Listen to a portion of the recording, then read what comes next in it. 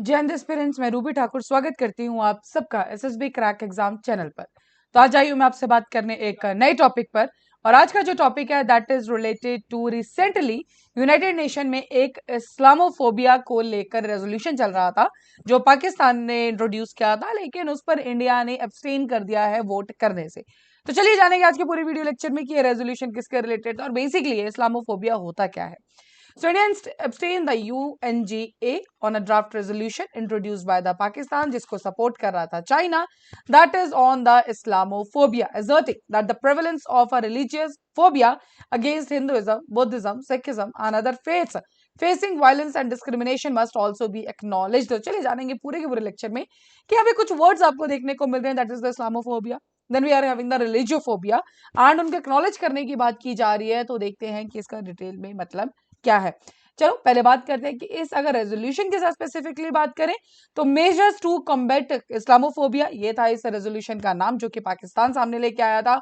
193 members का हमारा general assembly है, वे सब जानते हैं। उसमें से 115 नेशंस ने सपोर्ट किया था, 44 ने एब्सटेन कर दिया था। लेकिन बात यह है कि किसी ने भी अगेंस्ट में वोट नहीं किया। अगर भारत की बात भी करें तो उन्होंने अगेंस्ट में वोट नहीं किया है, बट उन्होंने एब्सटेन कर दिया है कि we will not be voting. That's what is for the resolution के लिए ना। सबसे पहले बात करें कि व्हाट इज द इस्लामोफोबिया। अगर लेमन लैंग्वेज में आपको समझाया जाए तो दैट इज मीन्स कि जो लोग इस्लाम फॉलो करते हैं उन्हें के अगेंस्ट में जो चीजें की जाती हैं, चाहे वो कोई भी हॉस्टालिटीज हो, कोई भी वॉर हो, anything, the people who are following the Islam, उनके अगेंस्ट जब ऐसे कुछ चीजें होती हैं that we call as the Islamophobia.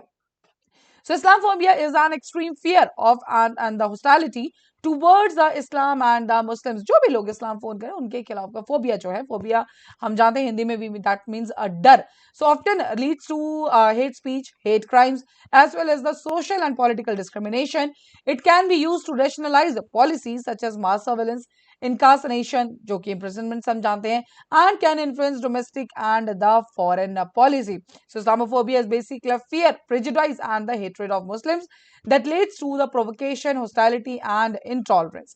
So basically in short अगर आपसे जाना जाए कि इस्लामोफोबिया का मतलब क्या है, so yes anything which goes against and against कुछ भी चीज जाती है क्योंकि वो लोग इस्लाम फॉलो कर रहे हैं, then we call it as the Islamophobia. So उसी के ऊपर रेजोल्यूशन आया था यूनाइटेड नेशंस के अंदर।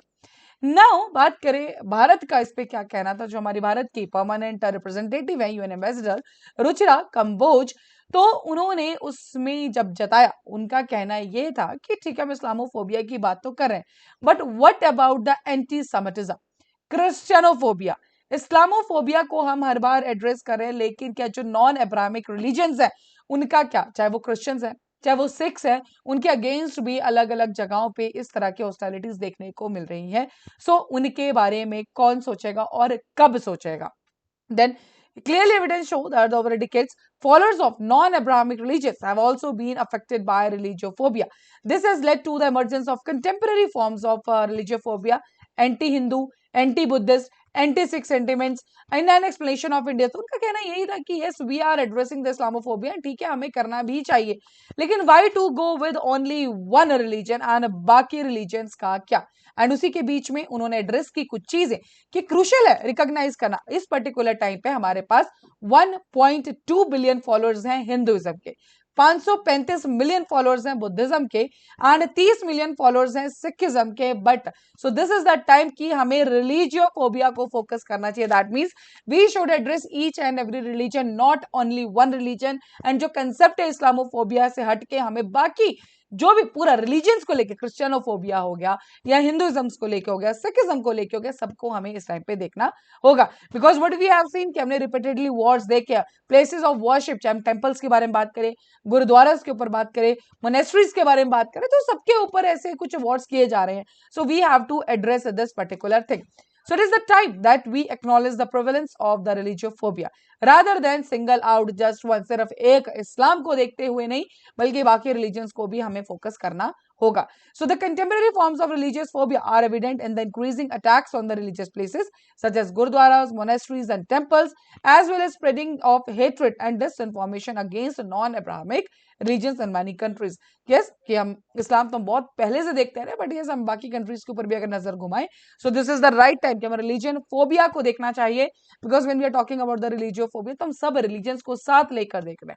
अगर किसी country में सिखिज्म को कुछ प्रॉब्लम है, so yes, we have to address. Jewish के साथ अगर प्रॉब्लम है, we have to address. Zoroastrians का प्रॉब्लम है, तो yes, we have to address each and everything. And this is basically, इसीलिए जो भारत ने इस पर्टिकुलर रेजोल्यूशन में वोट करने से अब्सटेन कर दिया है, एंड सिमिलरली भारत के साथ साथ और 43 नेशंस में इन टोटल 44 नेशंस ने जो है अब्सटेन कर दिया है वोटिंग करने के लिए. So you can all comment कि what you people feel in the comment section कि क्या इंडिया ने जो किया है इस्लामोफोबिया के ऊपर रेजोल्यूशन अब्सटेन करने के, क्या ये सही था, गलत था, या what India should do. So this you can comment in your comment section. साथ ही में one more update for this particular thing, international day to combat Islamophobia भी हम मार्क करते हैं, that is on the 15th March. And इसका जो resolution लाया गया था that was in the year 2022, जब मार्क किया गया था 2019 का mass shooting in 2 mosque in Christchurch New Zealand that had killed over 50 people. And उसी के बाद से 2022 से 15 मार्च को मार्क करें international day of the combat Islamophobia. So that was all with a particular update. I hope you all are clear with what is Islamophobia and जो India का क्या स्टैंड है इस particular time. So yes, that was all with this update. अभी आपकी screen पे है कुछ कोर्सेज फॉर एसएसबी इंटरव्यू. आप हर महीने हमारे बैचेस बैठ आप ज्वाइन कर सकते हैं. कोर्सेज फॉर एनडीए सीरियस एफकेट, you can enroll in this particular courses. While enrolling you can use discount code जो कि वॉरियर 10. सो जैसे आप इस कोड को यूज करेंगे, you'll be getting the 10% of on that particular course. So that's all for the day. Thank you so much. जय हिंद, जय भारत. अगर आप एक डिफेंस एस्पिरेंट हैं और एसएसबी इंटरव्यू, एनडीए, सीडीएस, एफकेट जैसे एग्जाम्स के लिए प्रिपेयर कर रहे हैं, तो आप एसएसबी क्रैक एग्जाम्स के कोर्स को चेक करना ना भूलें. आप हमारी लर्निंग एप्लीकेशन को गूगल प्ले स्टोर से भी डाउनलोड कर सकते हैं.